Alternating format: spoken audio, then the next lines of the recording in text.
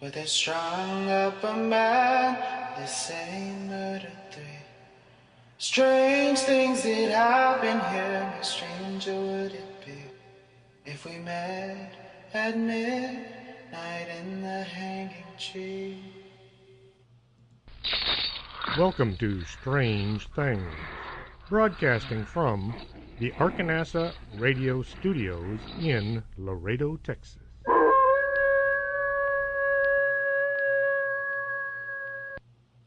And welcome to the show. I'm your host, Chris James.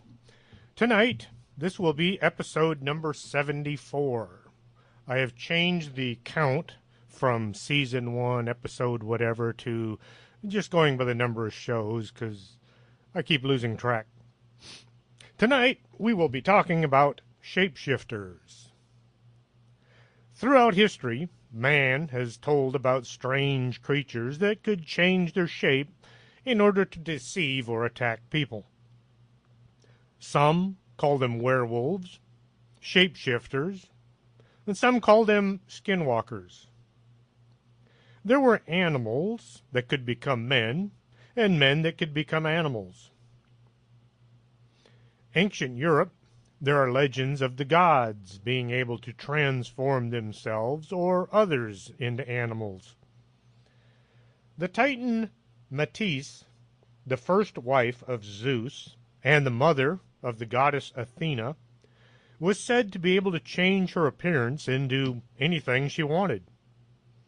One story, her husband Zeus tricked her into changing into a fly. Well, then Zeus swallowed Metis because he feared that if they had a son, the son would be more powerful than Zeus and would therefore take him off of the throne. Zeus was paranoid that his son would be just like he had been. Back when Zeus was younger, his dad Kronos had tried to kill him for the same reason. And Kronos thought all of his kids were out to get him, and so he ate them after they were born. Rhea, Zeus's mom, slipped Kronos a rock in place of his son. When Zeus was old enough, he banished his old man to the island of Tartarus. And now back to the fly. Metis was pregnant before she was swallowed. Once she was inside Zeus, she got busy hammering together a suit of armor. Don't ask where she got the materials, just follow the story. She pounded away inside Zeus's head, causing him an enormous headache. Once their daughter was old enough, she burst out of Zeus, fully formed, wearing the suit of armor. Zeus also transformed King Lycaon into a wolf as a punishment for serving him the flesh of Lycaon's own murdered son, Lyctimus. This is the reason we call turning into a werewolf lycanthropy. The Norse god Loki was able to take on the form of a wolf. He used his ability to trick people into doing things for him. He also liked to cause mischief while disguised as an animal. The Navajo skinwalker can transform into a wolf or just about any animal he wants. In Navajo legend, a skinwalker is a type of harmful witch who has the ability to turn into animals, or they can disguise themselves as animals, usually for the purpose of harming folks. Most skinwalker magic is done with the intent of committing murder. In order to become a skinwalker, the person involved has to have killed one or more people, sometimes their own relatives, in a secret ceremony. The tribe is duty-bound to track down any skinwalkers and kill them. The body is buried under a pile of rocks, and the area where he is buried is considered cursed from then on.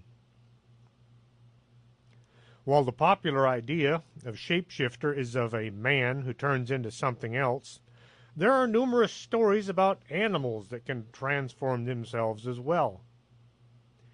In Asia, there's the Huli Jing, which is a fox that can turn into either a man or a woman. Huli Jing means a nine-tailed fox. You find this same creature in China, Japan, and Korea. The Huli Jing can be a kind creature, or it might try to kill you, depending on its mood. According to folklore, all foxes have magical abilities, one of which is being able to transform into a human. Another name for this creature is the kitsune. It is sometimes a guardian of sacred locations. In other stories, the kitsune is the companion of people, or even becomes their lover. Other stories tell of the kitsune being a trickster. It sounds a lot like the coyote in American Indian legends. The fairies were all noted for their shape-shifting ability. Some were limited to changing their size, as with the Spriggans. A Spriggan is a legendary creature known from the Cornish fairy lore. The Spriggans are found in West Penwith, which is a peninsula. It's also known as Land's End in Cornwall, England. When you get to Penwith, you don't have much farther to go. You'll fall off into the ocean. The Spriggans were depicted as being ugly to the point of grotesqueness. They were found in old ruins and burrows, guarding buried treasure, and generally acting as fairy bodyguards. The fairies were the genteel folk, and the Spriggans were the heavies. They were known for stealing just about anything they could get their hands on. All that stealing has resulted in their amassing a huge treasure, but you might not want to go looking for it. They're also known for defending their spoils. The regular fairies could cast a spell on people. It was known as fairy glamour. Under the spell, you would think the fairy was someone or something else. Much of the folklore about fairies revolves around being able to protect yourself from their malice. You should use cold iron or charms made from rowan, which is the mountain ash, and certain herbs. The best way to avoid the wrath of the fairies was to stay away from their habitat. The fairy mounds or fairy rings are the places to avoid. The fairies would sneak into your home at night and mess with your hair. In the morning, you'd wake up with elf locks, which are kind of like dreadlocks, except elfy. They would also steal small items like rings and silverware. Sometimes the fairies would set up a scheme to lead you through the woods, only to become hopelessly lost. There are a few stories of fairies getting really mad and going so far as to cause a person to die. Any form of sudden death might be a fairy kidnapping. The dead person would actually be a wooden doll left in place of the missing person in order to deceive the family. This was to keep the family from going out looking for the missing member. On other occasions, the human child might be taken to act as a servant or slave for the fairies. In the child's place, the fairy would leave behind a changeling. This might be an older fairy who wanted to live with the humans, so they would take care of him in their old age. As the changeling grew, it would become a nasty old creature. To prevent this from happening, the family should leave a pair of scissors open on the table next to the child's bed, or turn a coat inside out and drape it over the foot of the crib. The best way to keep the fairies away was to sit up all night with your young'uns. Consumption, better known as tuberculosis, was sometimes blamed on the fairies. The idea was the fairies were coming around at night and forcing the young men and women to dance all night, every night, which would lead to them dying from exhaustion. No one knew anything about diseases back then, or maybe the fairies had created the disease. Witches could turn into hares, kind of like a rabbit. Not a very useful disguise. They did this in order to steal milk and butter, which doesn't sound like a very big deal, but that was back then, and this is now. And with that, we're going to take a break, play a few commercials, and drink some coffee. So don't go away. We'll be right back after this. You're listening to Arkanasa Radio.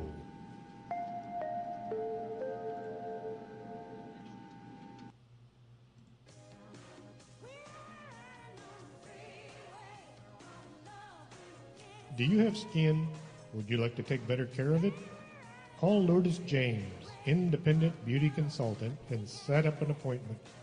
Call 723-3019.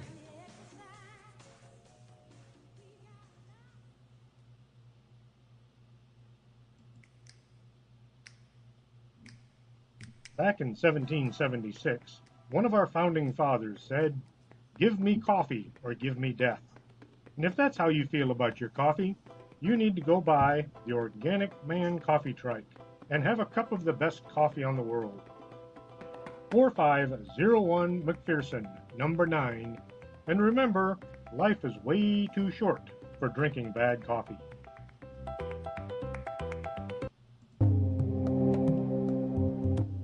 Did you go out UFO hunting and couldn't focus on the sky? You need to go to Del Norte Optical at 107 Calle Del Norte and go have your vision fixed. That's not a UFO, that's a weather balloon.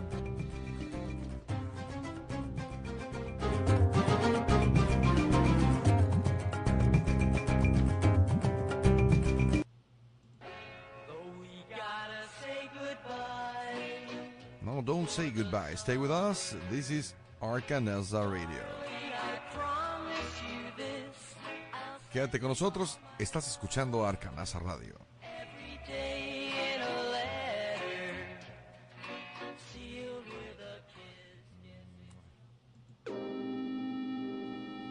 You're listening to Strange Things with Chris James. And welcome back to the show. Ancient Indian mythology, that's dot, not feather, tell of the Naga. Try to guess which Spanish word. I almost always get confused with that word. The Naga were snakes that could assume human form. Indian scriptures describe shape-shifting Rakshasa, or demons, who could take on the appearance of animals in order to deceive humans.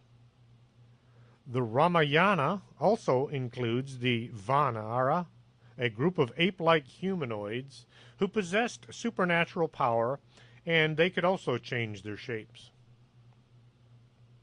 The Philippines mythology, there is the Aswang, a vampire-like monster capable of transforming itself into either a large black dog or a black boar in order to stalk humans at night. Many of the folks living out in the country are afraid to go out after dark. They have heard and seen this huge flying creature as it passes overhead in search of its next meal, or as it scuttles about in the underbrush. The Aswang likes to eat humans or their unborn fetuses. The beast is described as being a vampire, a witch, a warlock, or a ghoul. No matter how you call them, they are all able to change from one form to another in order to hunt for its favorite meal, humans. The Spanish colonists noted that the Aswang was the most feared among the mythical creatures of the Philippines, even as far back as the 16th century. The folklore also mentions other beings, such as the Capre. The Capre is a Philippine creature that is sometimes called a tree giant. It is described as being a tall, muscular creature, from 7 to 9 feet in height, big, black, and covered in hair. The Capries are described as having a strong smell that would be hard to miss. To me, this sounds an awful lot like a Bigfoot. The Capri are believed to be nocturnal and omnivorous. That means they eat both meat and vegetables. Once more, very much like a Bigfoot. They're not considered evil, but they may turn vengeful if the tree that they are inhabiting is cut down. Now, Bigfoot lives amongst the trees, but not in them, so it's not a Bigfoot. The Capris are known to make contact with people, to offer friendship, or if it is an attraction, if it is attracted to a woman. If a Capri should befriend a human, say because of a love interest, the Capri will consistently follow its newfound love interest throughout life. If a person is a friend of the Capri, then that person will be able to see it, and if they are sitting on it, then other people would be able to see the huge creature as well. A Capri also called Agta, and they like to play pranks on people. One such prank is to make travelers become disoriented and lose their way in the mountains or while in the woods. They're also able to confuse people even while they're in familiar surroundings. If someone forgets where they're at, say they're in their own garden or they're at home, it is said to have been tricked by a Capri. Reports of having a Capri enchantment include witnessing tree branches shaking and waving, even if the wind is not blowing. People also report hearing laughter while alone out in the woods. They see smoke coming from the treetops like somebody is sitting up there smoking a pipe. The Capri have red glowing eyes that can be seen in the dark. The Lishi is a male woodland spirit in Slavic mythology. The Slavs are the largest ethnic group in Europe. They're native to Central Europe, Eastern Europe, Southern Europe, Northeastern Europe, and North Asia, Central Asia, and West Asia. The Slavs speak the Slavic language of the Balto-Slavic language group. From early 6th century, they spread to inhabit most of Central, Eastern, and Southeastern Europe. The Lishi's job was to protect wild animals and the forest. They usually appear looking like tall men, but they have the ability to change size and shapeshift into any form they please. They can look like animals, or they can look like plants. This would make seeing one kind of hard and easy at the same time, because anything could be a Lishi. Lishis have beards made of living grass and vines, and are often depicted having a tail, hooves, and horns. It sounds a bit like Pan. The Lishi have pale white skin, dark green eyes, when they're not disguised as something else. They're the lords of the forest and hold close bonds with gray wolves, bears, and all animal life. When a Lishi is in the human form, it looks like a common peasant, although its eyes will glow. The creature can make themselves small, like the height of a blade of grass, or they can stand as tall as the tallest tree. It is commonly understood that Lishi will lead peasants astray. They make people sick, and they will even tickle them to death. Now that sounds like a nasty way to die. The creatures are terribly mischievous and have horrible sounding cries. However, Lishi can also imitate human voices, and oftentimes will lure lost wanderers into their caves. They aren't always evil, but they do enjoy tricking humans, and they kidnap young women. The Selkies are creatures found in Norwegian, Icelandic, Irish, and Scottish mythology. They have the ability to transform themselves from seal to human form. The Selkies are able to change their form by shedding their seal skin. This isn't supposed to be a safe thing for them to do. They only do it in extreme conditions. The skin has to be kept in a safe location so they can reapply it to be able to return to the sea. The stories surrounding these creatures are usually romantic tragedies. The Selkie are allowed to make contact with humans, but only for short periods of time before they have to return to the sea. In many cases, humans have fallen in love with the Selkies, thinking they were human. Other times, humans have found the Selkie's skin hidden along the coast. The person would steal the skin and put it where the Selkie can't find it. This makes returning to the sea impossible, so the Selkie have to stay with the humans. Male Selkies are said to be very handsome while in their human form and have great seductive powers over women. If a man finds and steals a female Selkie's skin, then she will be under his control and is oftentimes forced to become his wife. The creatures have been known to lure humans into the sea by creating illusions and a false sense of reality. There are no stories about whether the humans could survive once they're in the water. Did they turn into seals as well, or were they killed when they couldn't breathe anymore? The puka is a legendary creature of Celtic folklore. It is found in Ireland and West Scotland and Wales. The puka is a mythological fairy and shapeshifter. The creatures are capable of assuming a variety of forms, such as a horse, a giant rabbit, goat, a goblin, or a dog. No matter what shape the puka takes, its fur is always dark. They are seen as black horses with a flowing mane and glowing red-orange eyes. The pukas have the power to use human speech, and although they are known for giving good advice, they also enjoy confusing, tricking, or scaring people. Pukas are fond of telling riddles, and they're very sociable creatures. They love to gather in order to play pranks on people, especially children. In many regions of the world, the puka is seen as a creature of the mountains and hills. They are incredibly respected and treated nicely by the humans that know of them. Back in 1950, there was a movie called Harvey. It starred Jimmy Stewart.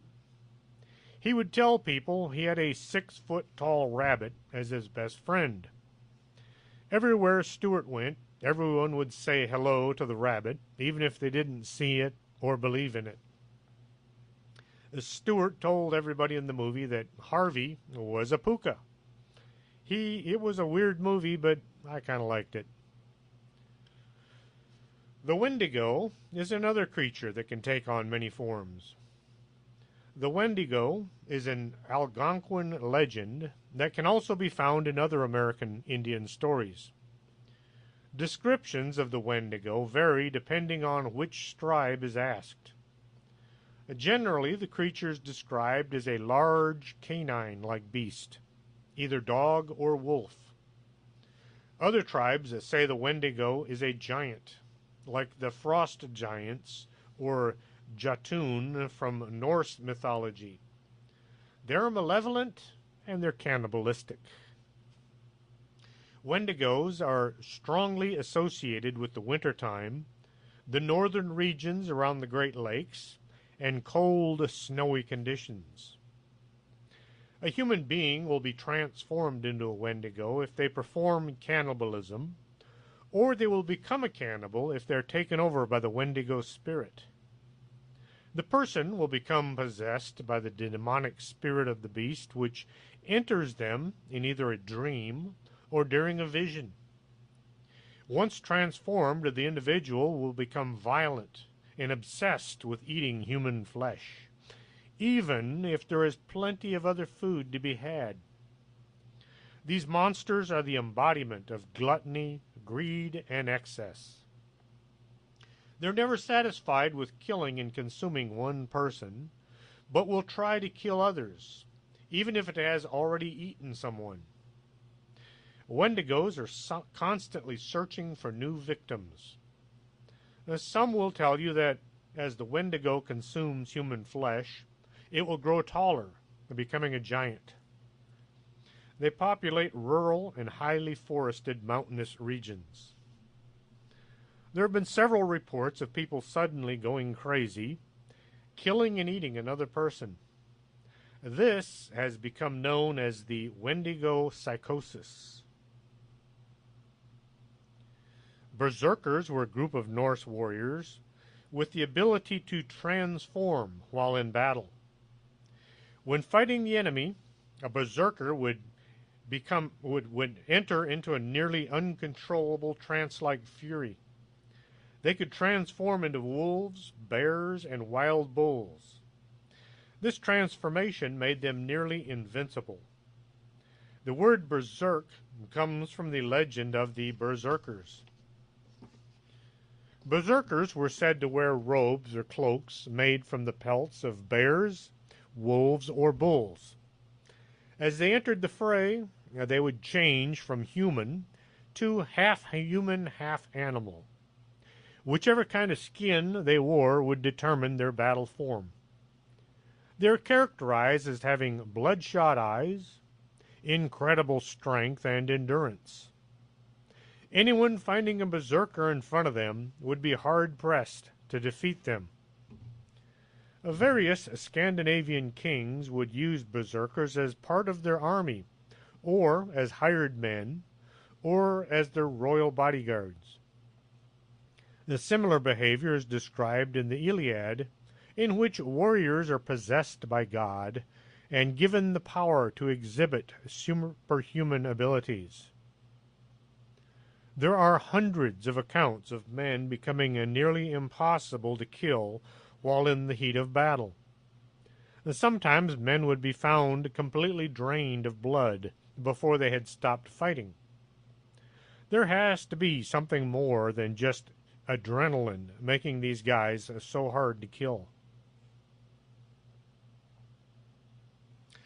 Down in Brazil, there's a shapeshifter called the Encantado, the Enchanter, or the Bewitcher.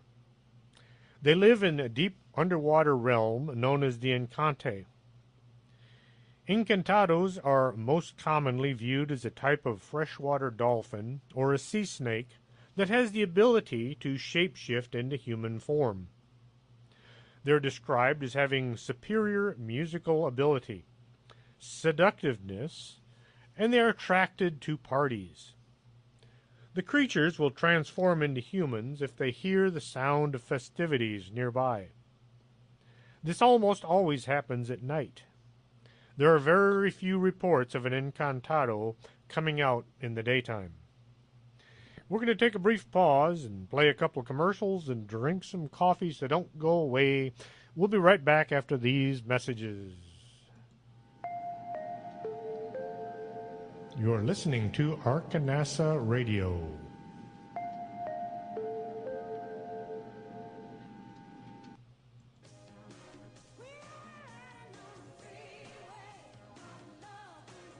Do you have skin? Would you like to take better care of it? Call Lourdes James, independent beauty consultant, and set up an appointment. Call 723-3019.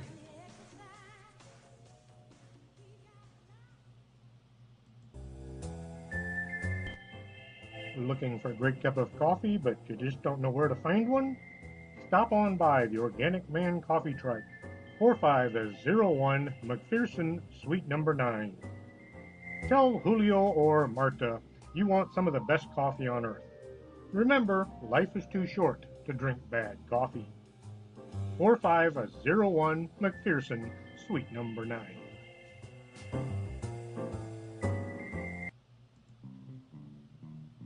If your vision isn't what it used to be, and you're not sure you're seeing Bigfoot or just your neighbor mowing his lawn, stop on by Del Norte Optical.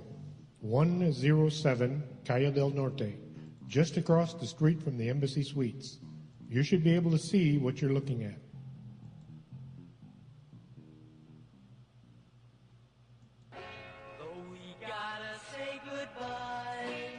No, don't say goodbye. Stay with us. This is Arcanelza Radio.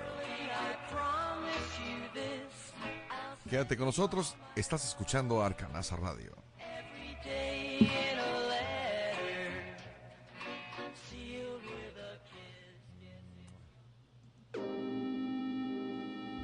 You're listening to Strange Things with Chris James. And welcome back to the show. We were just talking about the Encantado. While in human form, the Encantado will always wear a hat in order to hide its protruding forehead. It frequently displays magical abilities, such as the power to control storms and haunt humans. They have mind-controlling abilities, and they can inflict illness, insanity, and even death. The creatures are known for kidnapping people. Many villagers will not go near the Amazon River at night because of this. A lot of South Americans believe in the Encantado and tell about having seen and interacted with the species. Any party taking place within earshot of the Amazon will be visited by one of these shapeshifters. Hopefully, at the end of the night, nobody will be missing. In and around Mexico is a shapeshifter called La Lechuza, or the Owl Woman. One story goes the woman started out life like anyone else. When the locals in her village accused her of being a witch, they either banished her or killed her, depending on the story. In a bid to get revenge, the woman sold her soul to the devil. The deal was made so she could come back and take on the form of a half-woman, half-owl, and then prey on her accusers. I've heard reports of sightings of La Lechuza here in Laredo on dozens of occasions. The person I was talking to usually had about the same story. Late one night, walking along a street, even while in town, they would see a huge, as in 6 feet tall, bird with a woman's face. She would sit in either a treetop or on a roof. The witness was always terrified of the creature. She looked as if her greatest pleasure would be in ripping them limb from limb. They managed to get home without incident. The legend goes, if you see La Lechuza and you're still alive, it's because she didn't want to eat you. For whatever reason, she would pick her prey by some unknown desire. Some folks say La Lechuza can imitate the sound of a baby crying. People hear the sound out in the brush and go looking for the infant. That person is never seen again. Some reports of La Lechuza are more demon than human, but others say she is a bruja, or a witch, that has been given magical powers. Being able to transform into a bird and fly about looking for its next meal. The prefix were comes from the English word for man. It is used to indicate female shapeshifters as well. Were for man, and wolf, as in werewolf. The werewolf is probably the most popular shapeshifter on the world. Werewolf legends come from southeastern Europe. It spread all over Europe and then into the United States. There are a lot of ways a person can become a werewolf. One way involves a belt made from human skin. Keep in mind the name Peter. It will come up soon. The skin has to be removed from its original owner while that person is still alive. This sounds very painful. Then, as the skin is being tanned, you need a whole host of special herbs that you rub into the skin with, that you rub the skin with as it dries. Once the skin is dried, it is formed into a belt. The person wishing to become a werewolf puts the belt around his or her waist. That would be the only item of clothing they have on. The magical belt then transforms the person into a wolf. Why would anyone want to do this? Power. You could track down any enemies and kill them. You'd terrorize the locals, and this would enhance a person's ego. This would also be a tremendous item for what we know of as serial killers today. The power to become a huge man-killer did not bestow immortality. In fact, you could kill this type of werewolf with a sharp knife or any kind of a bullet. Silver didn't enter into the mix for quite a long time. Another method of becoming a werewolf was to apply a special salve or an ointment. Gilles Garnier was a French hermit and a cannibal. He was known as the Hermit of Saint Bonneau and the Werewolf of Dole. Gilles Garnier was a reclusive hermit living outside the town of Dole in the French Comte province in France. He somehow found a woman willing to marry him, even though he was reclusive and had very difficulty in society. Gil moved his new wife out to his isolated home. Being unaccustomed to feeding more than just himself, he soon found he was having a hard time providing for both himself and his wife. One day, while out hunting, he was approached by a specter.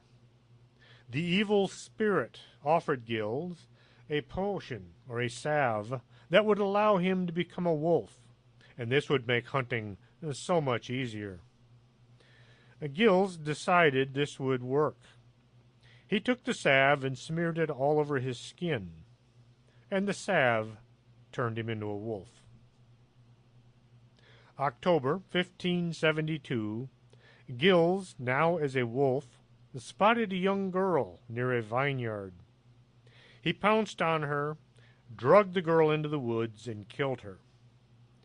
Once he'd eaten his fill, he took the rest home to his wife. There's no record of whether his wife ate the human remains. She lived with Gilles for months, and she ate food, so she was probably eating whatever he was bringing home. Over the course of the next few months, children vanished from all around the town of Dole. Some were found dead in the woods around the edges of town. Others simply disappeared without a trace. France in the 1500s was a dangerous place. There were wild animals, as well as bands of slave traders. Even though there was a ban on Christian slaves all throughout Europe, this didn't stop people from doing it anyway. Gilles continued killing and eating small children from the farms around Dole. The authorities put out an edict saying the local folks should form groups and patrol the area. They were to kill any werewolves they caught. One evening, a group of workers thought they'd spotted a wolf eating a dead animal. After looking closer, they realized the dead animal was a child. The workers chased the wolf into the woods. They managed to corner the beast. Then they suddenly found they had caught a naked man. One of them recognized the man as Gilles Garnier. They dragged Garnier before the magistrate, who turned Gilles over to the authorities. Even though the Inquisition was still going strong, Gilles was questioned and prosecuted by the secular authorities. During the trial, more than 50 witnesses said they'd seen someone who either looked like Gilles, or a wolf, or a half-wolf, half-Gilles running about the area where the kids all disappeared from. December 1572, Gilles Garnier confessed to killing and eating all of the missing children around Dole. Gills told how he had used the salve to become a wolf and then how he hunted and killed his victims. Garnier was found guilty of the crime of lycanthropy and witchcraft. He was burned at the stake on January 18th, 1573. 1589, Peter Stump was living in Germany. He was a very well-off farmer. The legend says that for 25 years, Stump ran about the countryside at night in the body of a wolf. He is supposed to have killed and eaten dozens of goats, lambs, and sheep, as well as 14 children and 2 pregnant women. The wolf was supposed to have been caught in a huge steel trap, but it escaped by chewing off one of its forepaws. Sometime later, a neighbor noticed that Peter was missing his left hand. The Stump said he'd lost it in an accident, but the townspeople all thought he was the werewolf that had lost the paw in the trap. Peter Stump was questioned. We'd call it torture today. He confessed to killing and eating all the victims missing around the area. He also confessed to killing and eating his own son.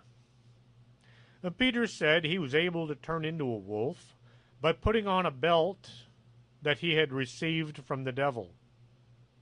Not only was he put to death, but they killed his daughter as well, thinking she might be a werewolf as well.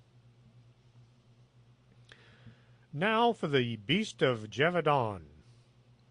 It was a creature that was responsible for between 60 to 100 deaths back in the 1760s in France. The first recorded attack was in the early summer of 1764. A young woman was tending to a herd of cattle in the woods near Langon, the darn French word, Langon in eastern part of Gevaudan. Langon, Gevaudan. Leave it to the French to invent impronounceable words. She saw the beast coming at her. It came running from the thick brush, intent on making her its meal. There were several bulls in the herd. Seeing the predator and thinking it was trying to kill them, the bulls all charged the beast. The beast was chased off by the bulls. It tried to get to the girl a second time, but the bulls were still on the alert, and they drove the animal away again. Still looking for a victim and not wanting to deal with these angry bulls, the beast found its prey in the form of a 14-year-old girl named Jane Bollet. She was attacked and killed near the village of Les Hubaks, near the town of Langon. Locals all said it was a werewolf, or maybe it was a sorcerer who was able to shapeshift into a monstrous predator in order to feed on human flesh. Descriptions of the beast varied so much that most researchers believe there may have been at least 2 creatures running about the French countryside, killing and eating people. The color of the beast's fur was just about every color imaginable. Sometimes it was red, and sometimes it was red with large gray patches. Reports of red with faint stripes along the back. Some witnesses said it had black fur with white patches, spotted throughout its body. Some said it was gray, or it had a yellowish color. Well, think about it. You're out working in the field, or tending to a flock. Some huge creature you've never seen before attacks you or someone nearby. You turn and you run for your life. You just know the devil is on your trail. Somehow you manage to escape. Your head is swimming, your pulse racing. And someone asks what it looked like. The beast didn't attack highly educated scholars or artists. The folks it preyed on were farmers and peasants. They knew what their flocks looked like, and they knew how to tend to their fields. I can understand their inability to get the description right. I say we should just be glad they survived with their limbs intact. The beast was on 4 legs. That much was for sure. It stood about the size of a horse. Witnesses said it resembled a bear, or a hyena, and sometimes a wolf. It has a long, wolf-like or pig-like snout, lined with huge teeth. The ears were small and round, and they were lying close to the head. The neck was long, and it looked very strong. The tail somewhat resembled a long tail like a panther, but it was thick and strong, and the beast used it like a weapon, knocking men and animals down with it. Anyone who was struck by the tail said that it felt like being hit with a club. Some witnesses said the beast had hooves, like a deer or a goat. Others said the feet had toes, that each toe ended what looked like a hoof. We're going to take a brief pause here and play some commercials and drink some coffee, so don't go away. We'll be right back. You're listening to Arkanasa Radio.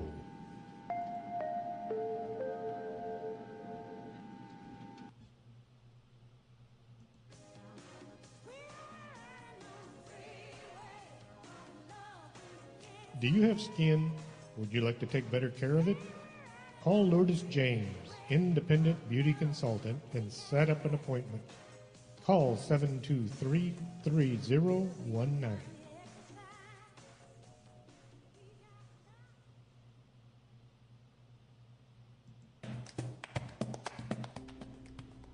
Coffee, nectar of the gods. And at the Organic Man Coffee Trike, you'll find coffee made the right way, one delicious cup at a time. Stop on by 4501 McPherson, Suite number 9. And remember, life is too short to drink bad coffee.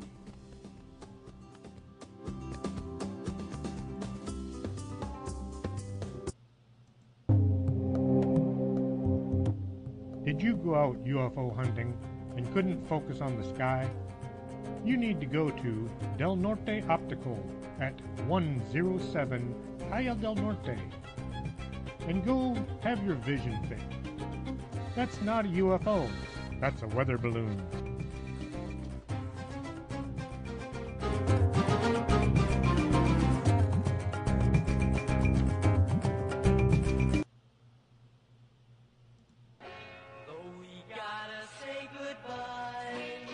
No, don't say goodbye. Stay with us. This is Arkanasa Radio. Quédate con nosotros. Estás escuchando Arkanasa Radio.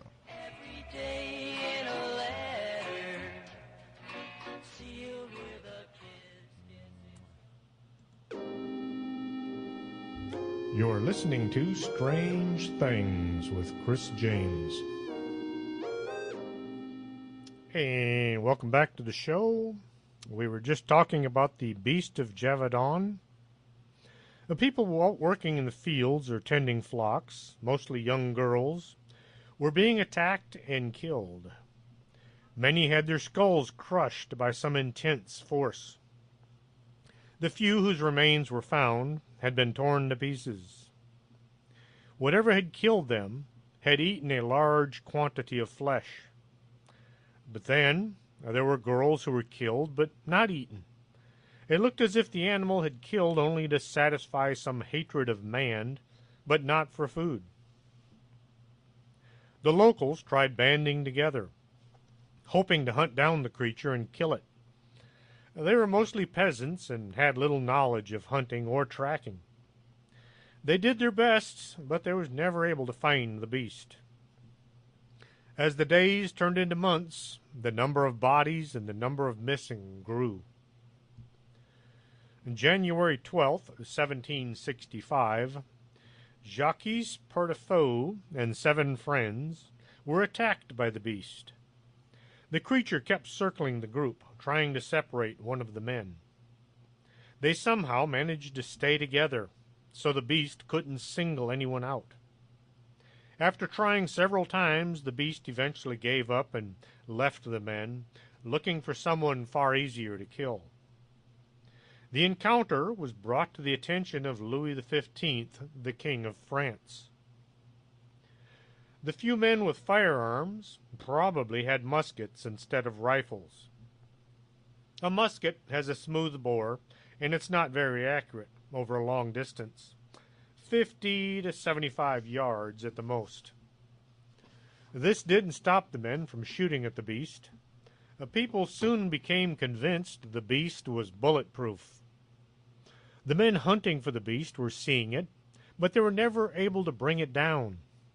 The death toll continued to increase. 3 weeks after Louis XV had been told of the attacks, he sent 2 professional wolf hunters, Jean-Charles Marc Anton and his son Jean-Francis, to Gevaudan. They arrived on February 17, 1765. They brought 8 bloodhounds along that had been trained to hunt wolves. The pair spent the next 4 months hunting for wolves. The hounds would follow any scent trail they found, but no wolves were ever dispatched. The attacks continued, and people continued to die. Jean-Charles and his son were relieved of their duties. We would say they were fired. In June 1765, Francis Anton was sent by the king to do something about all the killings. Francis was the lieutenant of the hunt, the guy in charge of the king's hunting party.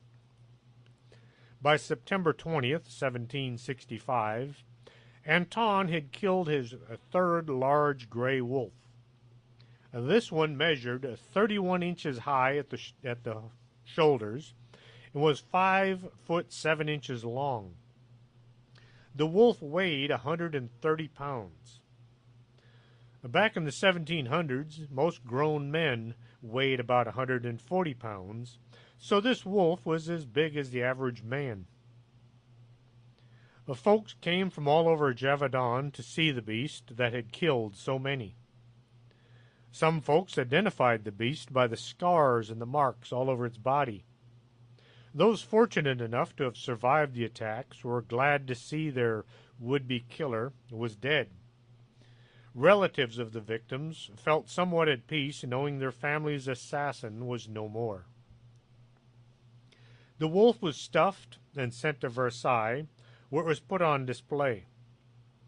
The people of Versailles were amazed by its size and reputation. Anton was awarded a huge cash reward, and several titles were added to his name. The people all thought the crisis was over. But the killings continued. Young girls would vanish. Sometimes their bodies found, and other times they were simply gone. The beast was still out there, or was it another one? The idea that the creature couldn't be killed grew stronger. People were afraid to venture outside. Daytime was no better than night.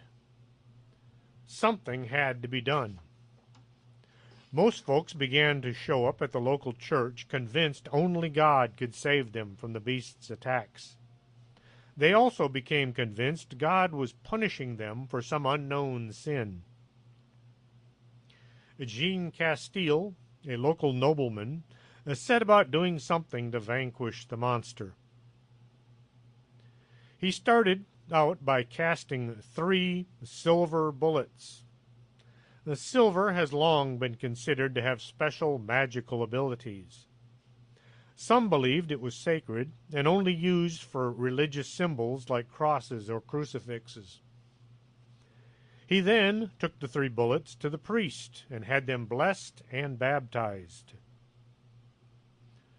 June 19th, 1767, Jean put together a hunt. Over 300 men would try to drive the beast in one direction.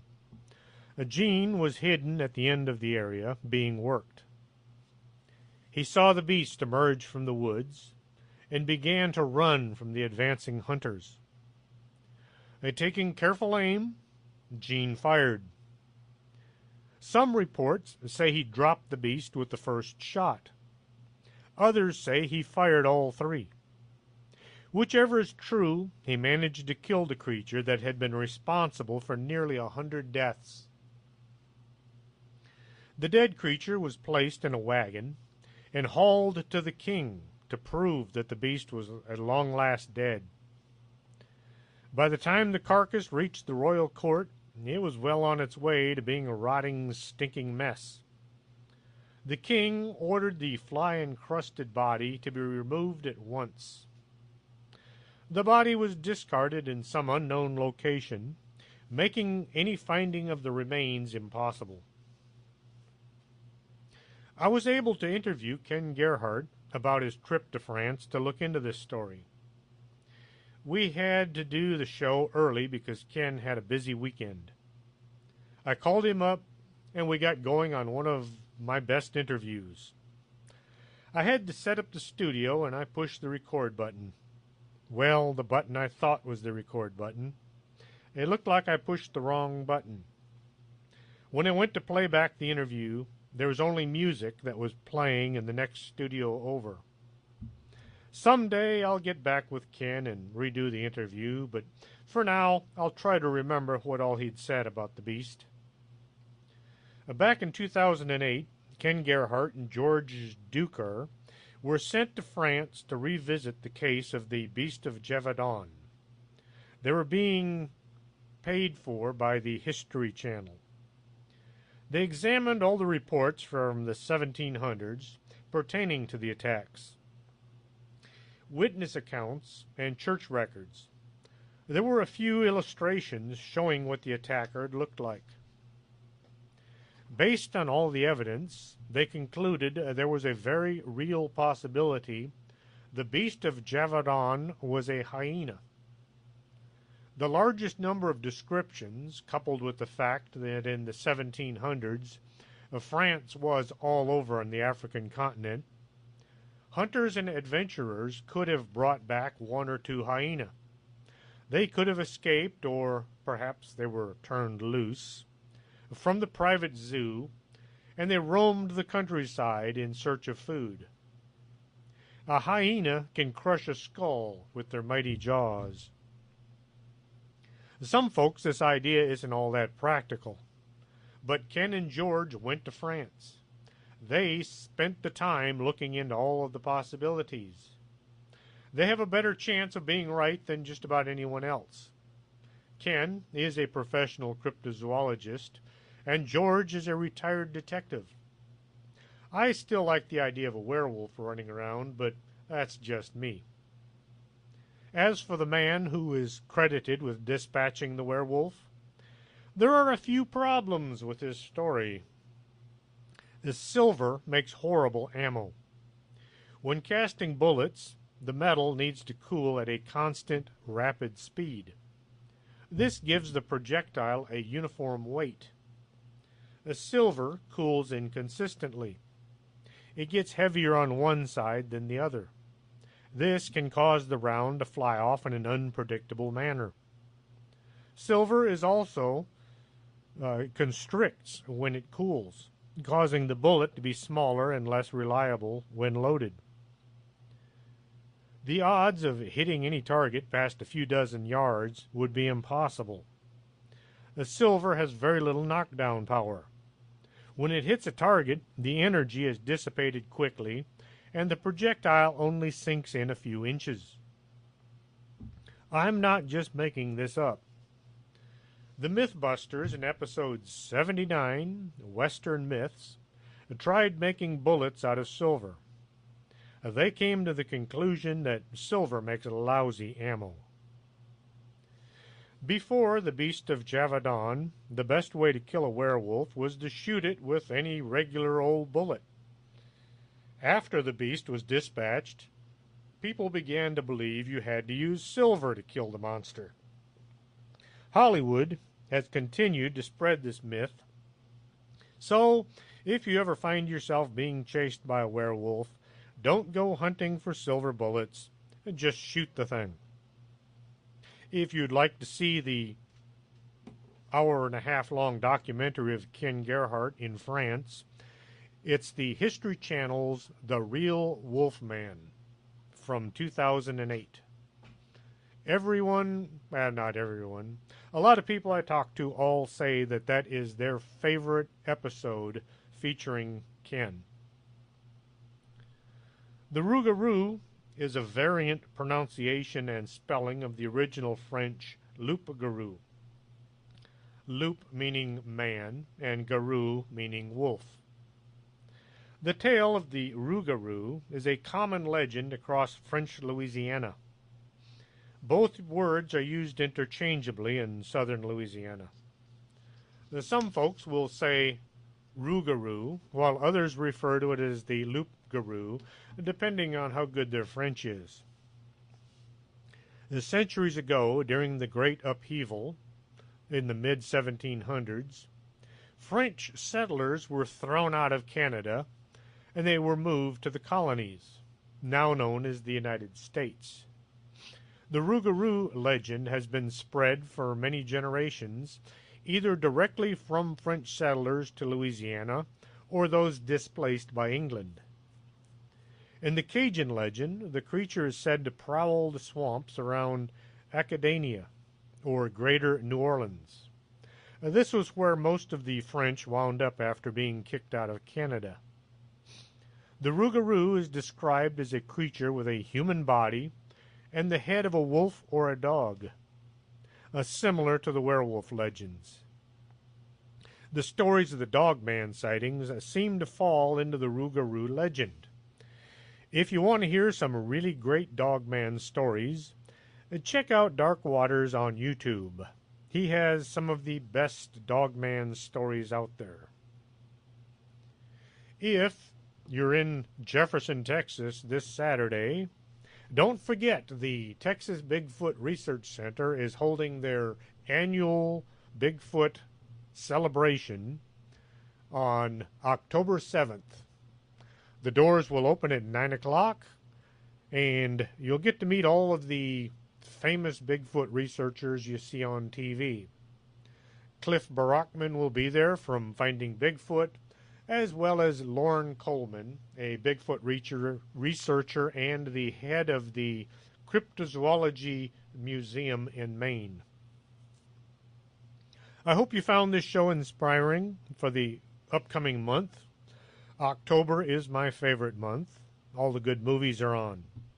If you like the show, tell your friends. Tell them it's free to listen.